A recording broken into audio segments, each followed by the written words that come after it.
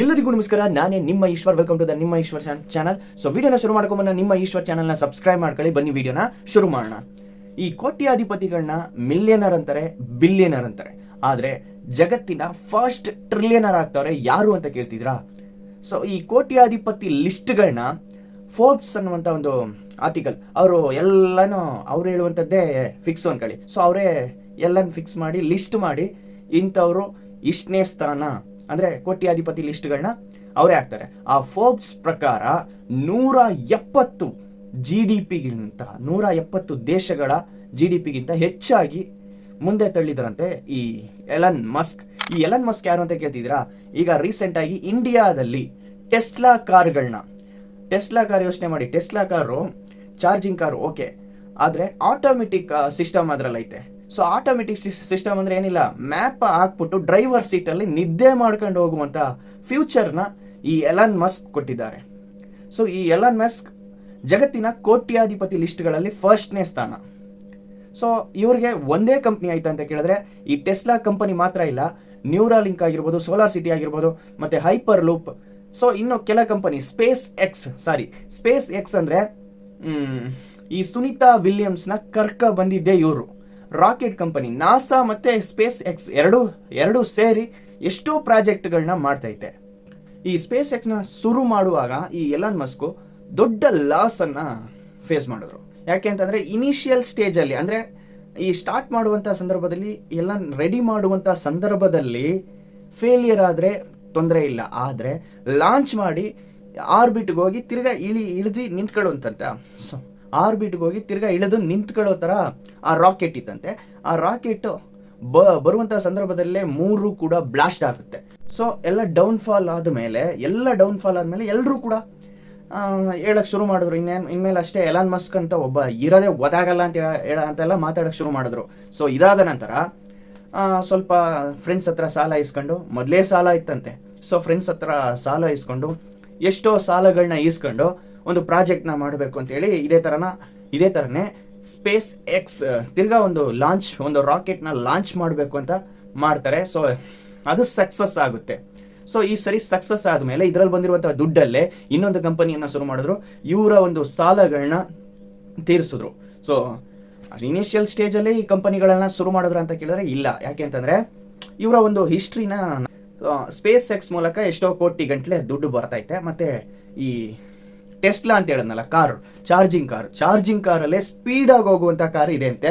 So ಅದರಲ್ಲೂ ಡ್ರೈವರೇ ಇಲ್ದಾನೆ ಒಂದು ಮ್ಯಾಪನ್ನು set ಮಾಡಿಬಿಟ್ಟು ಆಟೋಮೆಟಿಕ್ ಮೂಡನ್ನು ಸೆಟ್ ಮಾಡಿಬಿಟ್ಟು ಡ್ರೈವರ್ ಸೀಟಲ್ಲಿ ನಿದ್ದೆ ಮಾಡ್ಕೊಂಡು ಹೋಗ್ಬೇಕು ಅಂತಂದರೆ ವರ್ಲ್ಡಲ್ಲೇ ಟೆಸ್ಲಾ ಕಾರ್ ಒಂದೇ ಅಂತೆ. ಸೊ ಅದನ್ನ ನೋಡ್ಬಿಟ್ಟು ಬೇರೆ ಕಂಪನಿಗಳೆಲ್ಲ ಆಟೋಮೆಟಿಕ್ ಸಿಸ್ಟಮ್ಸ್ನ ಎಷ್ಟೋ ಕಾರ್ಗಳು ತಯಾರಾಗ್ತಿದೆ. ಸೊ ಆಲ್ರೆಡಿ ತಯಾರಾಗೈತೆ, ಅಮೆರಿಕಾದಲ್ಲೆಲ್ಲ ಓಡಾಡ್ತಾ ಇದೆ. ಬಟ್ ಇನ್ನು ಇಂಡಿಯಾಗೆ ಬಂದಿಲ್ಲ, ಬಂದರೆ ಸೂಪರ್ ಆಗಿರುತ್ತೆ. ಸೊ ಟೆಸ್ಲಾ ರೆಡಿ ಆಯಿತು. ಇದಾದ ನಂತರ ನ್ಯೂರಾಲಿಂಕ್ ಬಗ್ಗೆ ಹೇಳಬೇಕು. Neuralink Elon ಮಸ್ಕ್ಗೆ. ಸೊ ಈ ನ್ಯೂರಾಲಿಂಕ್ ಯಾವ ಥರ ಅಂತಂದರೆ, ಯೋಚನೆ ಮಾಡಿ, ಈ ಕೈ ಕಾಲು ಇಲ್ಲದೆ ಇರೋರು ಅಂದರೆ ಹ್ಯಾಂಡಿಕ್ಯಾಪ್ಟ್ ಆಗಿರೋರು ಒಂದು ಮೂಲೆಯಲ್ಲಿ ಕೂತಿರ್ತಾರೆ. ಒಬ್ರ ಜೊತೆ ಚಾಟಿಂಗ್ ಮಾಡಬೇಕು, ಯಾರ ಜೊತೆನೋ ಮಾತಾಡಬೇಕು. ಅವ್ರು ಮಾಮೂಲಿ ಮಾತಾಡ್ತಾರೆ, ಬಟ್ ಆದರೆ ಸೋಷಿಯಲ್ ಮೀಡಿಯಾವನ್ನ ಅವರು ಕೂಡ ಯೂಸ್ ಮಾಡಬೇಕು ಅಂತ ಅನ್ಕೊಂಡಿರ್ತಾರೆ. ಬಟ್ ಕೈ ಇಲ್ಲ, ಏನು ಮಾಡೋಕ್ಕಾಗಲ್ಲ. ಏನು ಮಾಡ್ತಾರೆ? ಸೊ ಅದಕ್ಕೆ ಈ ನ್ಯೂರಾಲಿಂಕ್ ಪ್ಲಾನ್ ಏನು ಗೊತ್ತಾ? ಚಿಪ್ಪನ್ನು ಮೈಂಡಲ್ಲಿ ಇರ್ತಾರಂತೆ. ಸೊ ಆ ಚಿಪ್ಪನ್ನು ತಲೆಯಲ್ಲಿಟ್ಟು ಆ ಮೈಂಡಲ್ಲಿ ಅಂದರೆ ಮನಸ್ಸಲ್ಲಿ ಏನು ನೆನೆಸ್ಕೊತಾರೋ, ಒಬ್ರ ಜೊತೆ ಹಾಯ್ ಅಂತ ಮೆಸೇಜ್ ಮಾಡಬೇಕಾ, ವಿಡಿಯೋ ಕಾಲ್ ಮಾಡಬೇಕಾ, ಸೊ ಏನೇ ಆದರೂ ಸರಿ ಆ ಚಿಪ್ ಇರುತ್ತಂತೆ. ಚಿಪ್ ಜೊತೆ ಕಂಪ್ಯೂಟರ್ ಕನೆಕ್ಟ್ ಮಾಡಿಬಿಟ್ಟು ಅವ್ರ ಮನಸ್ಸಲ್ಲಿ ಏನು ನೆನೆಸ್ಕೊತಾರೋ ಅದಂಗೆ ಕಂಪ್ಯೂಟರ್ ಸಿಸ್ಟಮಲ್ಲಿ ಹೋಗಿ ಒಬ್ರ ಜೊತೆ ಮೆಸೇಜ್ ಮಾಡ್ಕೋಬೋದಂತೆ, ಕಾಲ್ ಮಾಡ್ಕೋಬೋದಂತೆ. ಸೊ ಎಲ್ಲ ನಾವು ಫೋನಲ್ಲಿ ಏನು ಮಾಡ್ತೀವೋ ಅದೆಲ್ಲ ಹ್ಯಾಂಡಿಕ್ಯಾಪ್ಟ್ಗಳು ಮಾಡ್ಬೋದಂತೆ. ಸೊ ಇದನ್ನು ಸಕ್ಸಸ್ಸು ಮಾಡಿ ತೋರಿಸವ್ರೆ. ಸೊ ಈ ನ್ಯೂರಾಲಿಂಕ್ ಪ್ಲಾನು ಕೂಡ ಒಂದು ಫ್ಯೂಚರ್ ಬೇಸ್ಡ್ ಪ್ಲಾನೇ. ಸೊ ಇವರ ಒಂದು ಕಂಪನಿ ಎಲ್ಲವೂ ಕೂಡ ಫ್ಯೂಚರಿಸ್ಟಿಕ್ ಪ್ಲಾನ್. ಸೊ ಅದಕ್ಕೆ ಇವ್ರನ್ನ ಫ್ಯೂಚರಿಸ್ಟಿಕ್ ಮ್ಯಾನ್ ಅಂತಾರೆ. ಅಂದರೆ ಇವರು ತಲೆಕೆಟ್ಟೋದವ್ರ ಅಂತ ಹೇಳ್ತಾರೆ. ಚಿಕ್ಕ ವಯಸ್ಸಲ್ಲಿ ಇವನೇನು ಈ ಹುಚ್ಚನ್ನು ತಗೋಗಿ ಮೆಂಟಲ್ ಹಾಸ್ಪಿಟ್ಲಿಗೆ ಸೇರಿಸಿ ಅಂತ ಹೇಳ್ತಿರೋ. ಬಟ್ ಆ ಹುಚ್ಚನೇ ಈಗ ಜಗತ್ತಿನ ಅತ್ಯಂತ ಕೋಟ್ಯಾಧಿಪತಿ ಲಿಸ್ಟಲ್ಲಿ ಇವರು ಮೊದಲನೇ ಸ್ಥಾನದಲ್ಲವ್ರೆ. ಸೊ ಇಷ್ಟು ಜನ ಜಗತ್ತಿನ ಪ್ರಪಂಚದಲ್ಲಿ ಕೋಟ್ಯಾಧಿಪತಿ ಆಗವ್ರೆ. ಸೊ ಇದಾದ ನಂತರ ಈ ಎಲನ್ ಮಸ್ಕ್ ಅಷ್ಟು $1 ಬಿಲಿಯನ್ ಅಂತ ಹೇಳಿದ್ನಲ್ಲ, ನಮ್ಮ ಇಂಡಿಯಾದಲ್ಲಿರುವಂಥ ಕೋಟ್ಯಾಧಿಪತಿ ಲಿಸ್ಟಲ್ಲಿ ನಂಬರ್ 1 ಸ್ಥಾನ. ಅಂದರೆ ನಮ್ಮ ಭಾರತದ ಕೋಟ್ಯಾಧಿಪತಿ ಯಾರು ಗೊತ್ತಾ? ಅಂಬಾನಿ, ಮುಖೇಶ್ ಅಂಬಾನಿ. ಅವರ ಒಂದು ನೆಟ್ ವರ್ತ್ ಎಷ್ಟು ಗೊತ್ತಾ? ನಮ್ಮ ಇಂಡಿಯನ್ ರುಪಿಗೆ 9 ಲಕ್ಷ ಕೋಟಿ ಅಂತೆ ಅವರ ಒಂದು ನೆಟ್ ವರ್ತ್.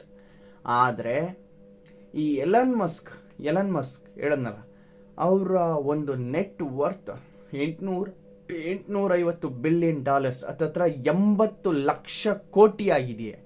ಸೊ 80 ಲಕ್ಷ ಕೋಟಿ ಆಗೈತೆ. ಈಗ ರೀಸೆಂಟಾಗಿ ಒಂದು 20 ದಿನದ ಹಿಂದೆ 7 ಲಕ್ಷ ಕೋಟಿ ಹೆಚ್ಚಾಗಿದೆಯಂತೆ. 9 ಲಕ್ಷ ಕೋಟಿ ಈ ಮುಖೇಶ್ ಅಂಬಾನಿಯ ನೆಟ್ ವರ್ತ್. ಬಟ್ ಒಂದೇ ದಿನದಲ್ಲಿ 7 ಲಕ್ಷ ಕೋಟಿ ಹೆಚ್ಚಾಗಿದೆ ಎಲನ್ ಮಸ್ಕ್ ಅವ್ರದ್ದು. ಸೊ ಇವರು ಕೋಟ್ಯಾಧಿಪತಿ ಆಗಬೇಕು ಅಂತೇಳಿ ಸೇವ್ ಮಾಡ್ತಾ ಇಲ್ಲ, ಇನ್ನೊಂದು ಕಂಪನಿ ಶುರು ಮಾಡಬೇಕು ಅಂತೇಳಿ ಸೇವ್ ಮಾಡ್ತಾರೆ ಅಷ್ಟೇ. ಸೊ ಇವರು ಕೋಟ್ಯಾಧಿಪತಿ ಆಗಬೇಕು ಅಂತ ಆಸೆ ಇರಲ್ಲ. ಇವರ ಒಂದು ಎಲ್ಲ ಫ್ಯೂಚರ್ ಬೇಸ್ಡ್ ಕಂಪನಿ ಅಲ್ವಾ. ಜನರಿಗೆ ಏನು ಬೇಕು, ಫ್ಯೂಚರ್ ಅಂದರೆ 50 ವರ್ಷಗಳ ಮುಂದೆ ಏನೇನೆಲ್ಲ ಯೋಚನೆ ಮಾಡ್ತಾರೆ. ಆಲ್ರೆಡಿ ಈ ಎಲನ್ ಮಸ್ಕ್ ರೋಬೋ ಕಂಡುಹಿಡಿತಾರೆ, AI ರೋಬೋ. ಅಂದರೆ ಮನುಷ್ಯರಂಗೆ ಇರಬೇಕು, ಮನುಷ್ಯ ಥರನೇ ಇರಬೇಕು. ರೋಬೋ ಅಂತ ಅಂದರೆ ಯಾವುದೋ ರೋಬೋ ಥರನೇ ಕಾಣಬಾರ್ದು, ಮನುಷ್ಯರಂಗೆ ಇರಬೇಕು ಅಂತೇಳಿ ಡಿಸ್ಕಷನ್ ನಡೀತೈತೆ. ಮೋಸ್ಟ್ಲಿ ಇದನ್ನು ಲಾಂಚ್ ಮಾಡ್ತಾರೆ. ಸೊ ಅಪ್ಕಮಿಂಗ್ ಫ್ಯೂಚರ್ ಎಲ್ಲ ಫ್ಯೂಚರಿಸ್ಟಿಕ್ಕೆ ಜನರಿಗೆ ಏನು ಬೇಕು, ಸೊ ಜನರಿಗೆ ಫ್ಯೂಚರ್ ಆಗಿ ಥಿಂಕ್ ಮಾಡಬೇಕು. ಆ 50 ವರ್ಷಗಳ ಮುಂದೆ ಏನೇನೆಲ್ಲ ಯೋಚನೆ ಮಾಡ್ತಾರೆ, ಇವಾಗಲೇ ಯೋಚನೆ ಮಾಡಿ ಒಂದು ಕಂಪನಿಯನ್ನು ಶುರು ಮಾಡಿದ್ರೆ ಹೆಂಗಿರುತ್ತೆ. ಸೊ ಇದರ ಬಗ್ಗೆ ನಿಮ್ಮ ಅನಿಸಿಕೆಯನ್ನು ಕಮೆಂಟಲ್ಲಿ ಹೇಳಿ. ಹಾಗೆ ನಿಮ್ಮ ಈಶ್ವರ್ ಚಾನಲ್ನ ಸಬ್ಸ್ಕ್ರೈಬ್ ಮಾಡ್ಕೊಳ್ಳಿ.